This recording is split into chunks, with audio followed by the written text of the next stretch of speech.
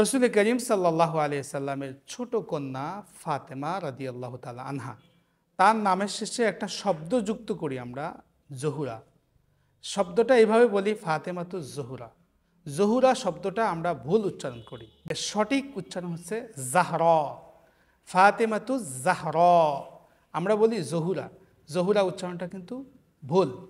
প্রশ্ন হচ্ছে, হযরত ফাতেমা রাদিয়াল্লাহু তাআলা আনহার নামের শেষে এই শব্দটা কখন থেকে এবং কেন যুক্ত করা হলো?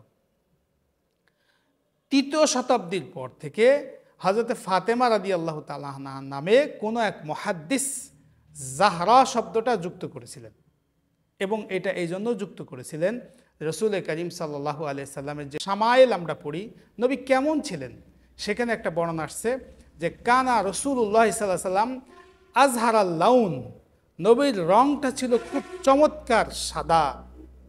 তা আজহার মানে উজ্জ্বল, শুভ্র। রসুল যেহেতু আজহার ছিলেন, আর রসুলের কন্যা ফাতেমা রাদিয়াল্লাহু তাআলা আনহা সবচেয়ে বেশি রসুল্লাহ সাল্লামের সাথে সাদৃশ্যপূর্ণ দেহ অবয়বে। আম্মা জান আয়েশা সিদ্দিকা রাদিয়াল্লাহু তাআলা আনহা বলেছিলেন যে আমি মা রাআইতু আশবাহা দাল্লান ওয়া সামতান ওয়া হাদিয়ান বিরসুলিল্লাহি সাল্লাল্লাহু আলাইহি ওয়াসাল্লাম মিন ফাতেমা।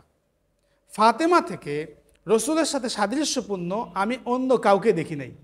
অর্থাৎ হযরত ফাতেমা রাদিয়াল্লাহু তাআলা আনহু দেহ অবয়ব গঠনটিও রসুল করিম সাল্লাল্লাহু আলাইহি সাল্লামের সাথে যেমন সামঞ্জস্যপূর্ণ ছিল, সুন্দর ছিল, তার রংটাও রসুলের মতন সুন্দর রং ছিল।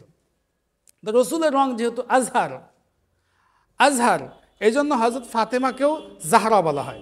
জাহরা মানে হচ্ছে শুভ্র, সাদা, উজ্জ্বল, পরিষ্কার। তোরা উচ্চারণ করবো জাহরা, ফাতেমাতু জাহরাউ, ফাতেমাতু জাহরা। অর্থাৎ হযরত ফাতেমা ছিলেন উজ্জ্বল, শুভ্র, সাদা, উত্তম, সুন্দর, পরিষ্কার।